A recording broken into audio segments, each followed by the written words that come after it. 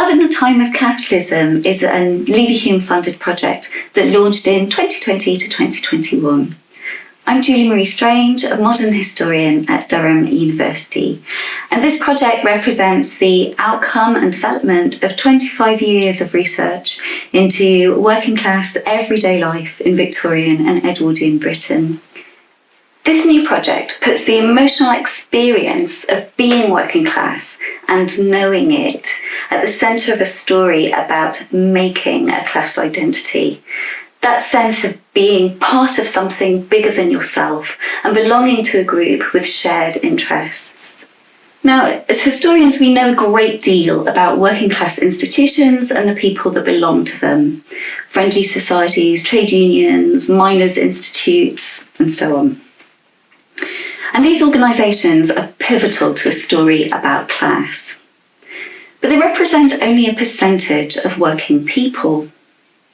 There is some frustration among historians of class that as living standards improved during the 19th century, the political consciousness that generated movements like Chartism appear to give way to cultures of consumption and conservatism. The Salvation Army was founded by General William Booth in 1878. And it's not a kind of political movement as we would generally think of one. It's clearly salvationist and it's imperial. But the Salvation Army recruited literally tens of thousands of working class followers. Even more men and women donated cash to support its welfare schemes, helping the homeless and the unemployed. The Salvation Army advanced critiques of capitalism. They were pioneers of consumer activism for working class consumers, and they pioneered a version of what we would call ethical capitalism, including in financial services. They ran their own bank and life insurance programs. But religion, spiritual life, and religious organisations like the Salvation Army and how they touched people's consciousness and their pockets are generally not included in stories of class.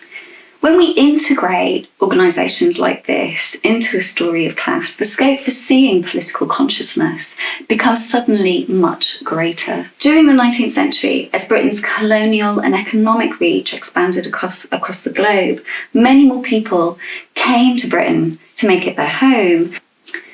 Some, for example, sailors, Yemeni sailors, came and were transient, while others married British working class women and stayed permanently. This project then takes a much more elastic conception of who was working class and what it meant to be working class and know it in order to understand how a politicised working class culture is made.